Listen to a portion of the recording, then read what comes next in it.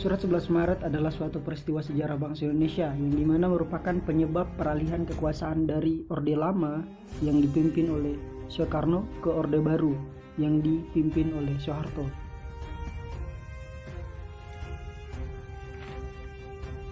Kali ini kita akan membahas tentang sejarah Super Semar dan Super Semar yang sebenarnya terkait dengan surat keputusan kepada Soeharto kala itu.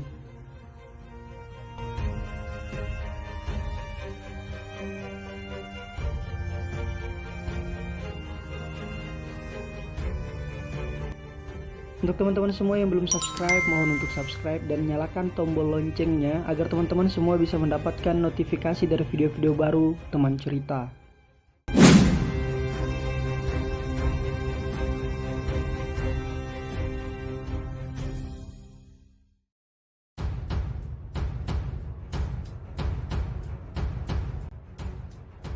Sejarah Super Semar berawal dari terjadinya sidang pelantikan Kabinet Dewi Kora yang disempurnakan atau Kabinet 100 Menteri pada tanggal 11 Maret 1966 di Istana Merdeka Jakarta.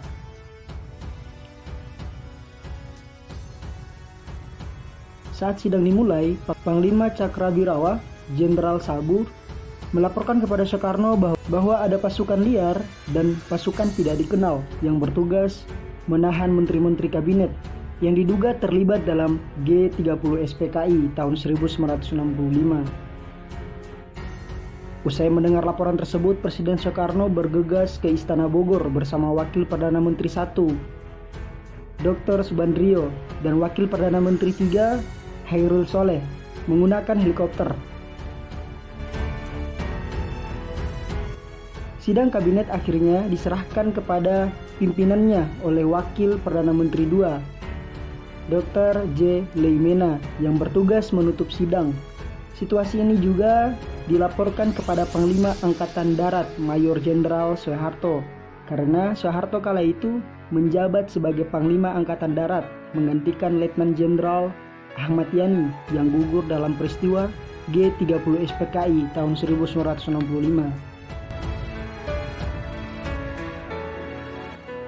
Waktu itu katanya Soeharto tidak menghadiri sidang kabinet lantaran sedang sakit. Namun banyak kalangan yang berpendapat bahwa ketidakhadiran Soeharto dalam sidang kabinet karena menunggu waktu yang tepat untuk menjalankan sebuah skenario.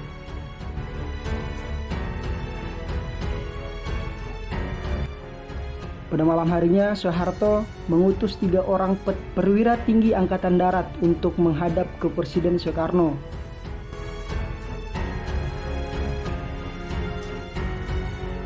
Ketiga perwira itu antara lain Brigadir Jenderal Amir Mahmud, Brigadir Jenderal Muhammad Yusuf, dan Brigadir Jenderal Basuki Rahmat.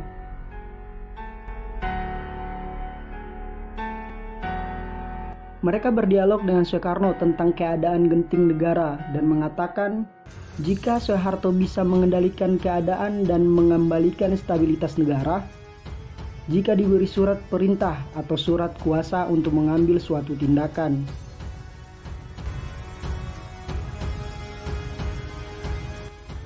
Perbincangan itu berlangsung hingga pukul 8:30 waktu Indonesia Barat. Inilah menjadi awal mula lahirnya Super Semar.